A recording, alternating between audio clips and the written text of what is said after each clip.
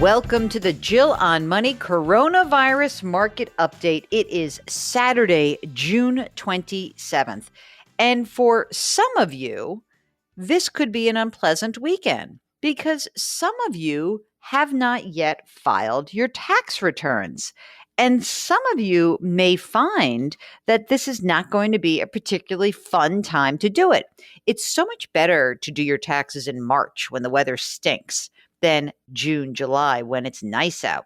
If you need help, we've got a perfect guest for you. He is a returning guest, Ed Slott. He is a retirement and IRA expert. Ed has been on the program many times. His website is irahelp.com. And Ed, isn't it weird for you to be talking about taxes for a July 15th deadline, right? Surreal. I know. It's like going to summer school. It's awful, isn't it? And I just pulled up some of the data from the IRS, and it looks like the number of returns received is down by about 5% from a year ago, and processed down 12%, although the refund is still at about almost $2,800. So if you have not filed your returns, what do you need to know right now, Ed? Well, you're not late because they changed the due date from April 15th to July 15th. But as you said, can you imagine July 4th weekend working on your taxes? It is surreal. Like we've never seen that before.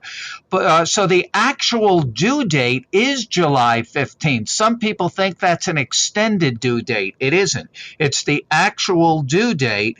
The extended due date still stays at October 15th. So if you can't file by July or you're just too busy at the beach or whatever, you have to file an extension just like you would have back in April. So July 15th is really the new April 15th.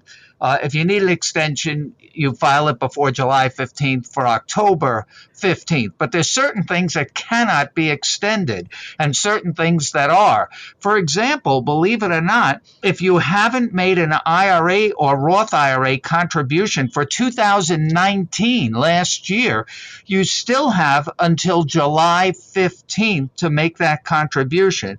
So it's something to think about. At the time it would have been due, say April 15th, we were all in flux. It was still may be, but maybe you were worried about contributing money and you may have lost a job and things have happened.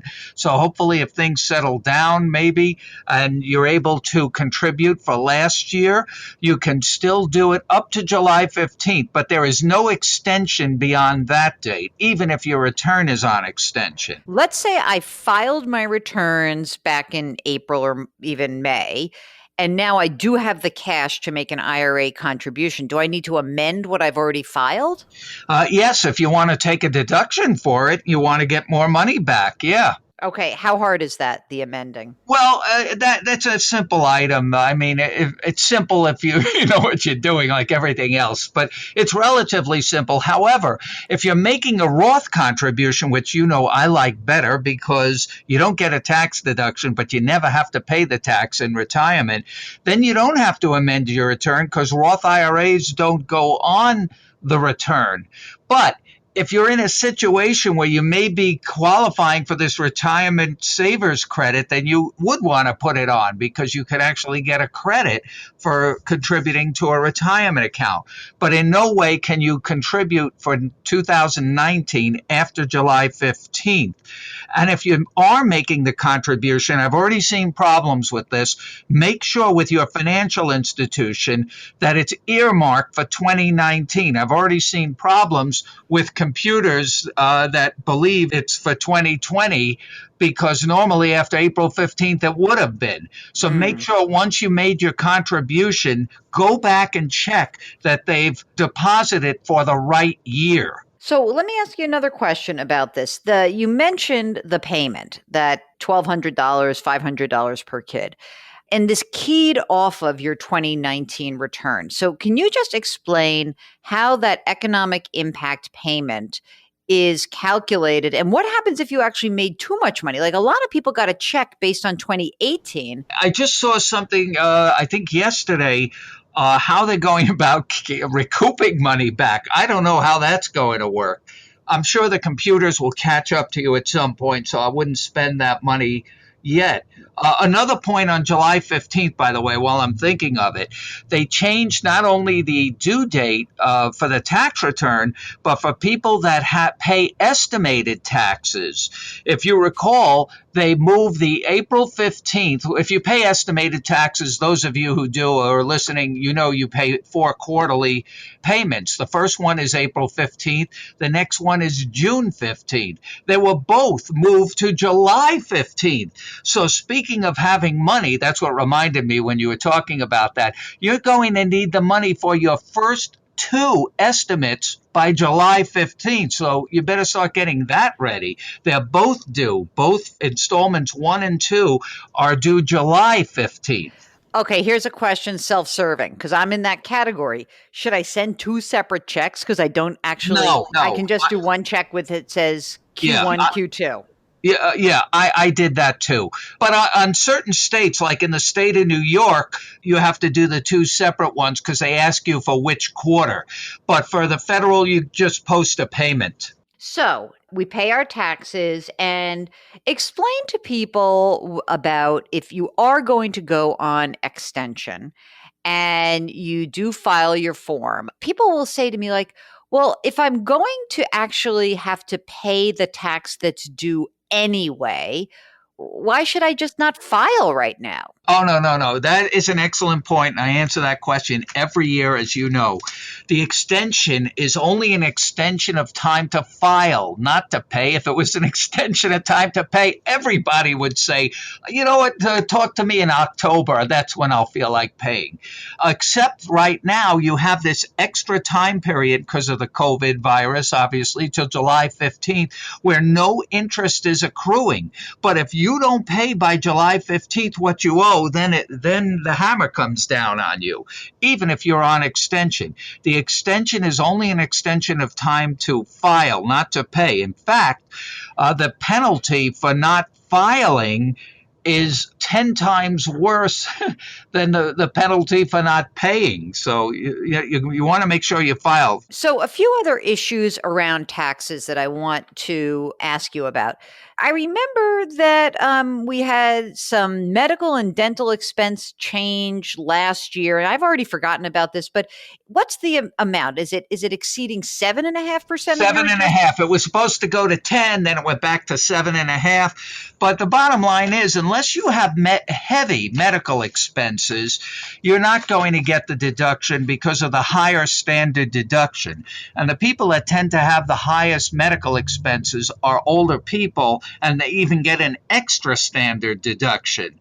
So most people are taking the standard deduction. They don't even itemize anymore unless you have a real heavy medical expenses. And I've seen those returns. You know, you have some people with medical home improvements. They have wheelchair access, the widening doors and hallways and railings and all that stuff. That adds up. And aides and nurses and things like that. So, yeah, you could have 50, 60, even 100,000 a year. Then you would itemize and it would have to exceed 7.5% of your income. But if you have like regular medical, you're probably doing better with the standard deduction. Okay. And are we still seeing, just out of curiosity, because I presume this will start up again, these phishing scams? Do you think this is going to start up again that's Oh, going yeah. on? You know where I saw all the fraud? In the Paycheck Protection Program, the Mm. PPP. You know, I hate saying that because it just sounds like PPP. But you know what I mean. The program Yes. to help out small business. Yep. Anybody who filed for that, you file legitimately with your bank. Forget about all these emails saying, remember what happened? The banks couldn't keep up with it and people weren't getting their money. Then, of course, all the hackers got in. I don't know how they got names of people who applied, but people started getting emails from people saying, oh, we're a private company. We can get your application into the bank. Just fill it out online. Give us your social security number, name, and your bank account so we can go in and deposit the money for you. I tell you, they always think of something. All right, Ed, we are going to make sure that everybody is who has not filed, and there's still millions of people who haven't filed. Your due date is July 15th. Ed, there's still those free options available. The free file program is anyone who earns less than $69,000. So you get free filing. Right. That program, which is good. Everyone obviously has learned the lesson of electronic filing because obviously anyone who was filed paper returns, by the way, it's taking forever to process those. Right. And Oh, so this is your big push right now. If you have not done an electronic return, now's your time. yeah, there's So, another point too, Jill. I just thought of. Remember, I talking about the estimates for July 15th? Unfortunately, so many people are getting unemployment insurance plus that extra $600. mhm. That's taxable. If you don't have tax withheld, you may be subject to estimated tax payments on them. A lot of people are just taking the payments and thinking it's a freebie. That's taxable income. And by the way, the IRS has a withholding estimator that you can use at Right. irs.gov. You might want to check that out.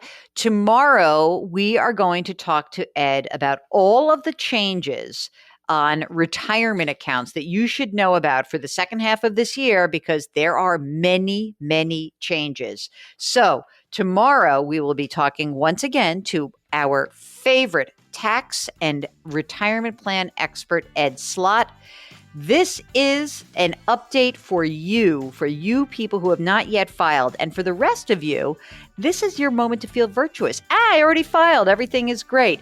Don't forget, you can subscribe to this podcast wherever you get your favorite podcasts: Apple, Spotify, Stitcher, radio.com, Google Play, wherever. Don't forget to wash your hands, wear your masks, maintain that physical distancing, and do something nice for someone else. Maybe forward your bust out friend who hasn't filed his or her taxes this podcast because Ed has all the information you need. Okay, we'll talk to you tomorrow. Thanks for listening.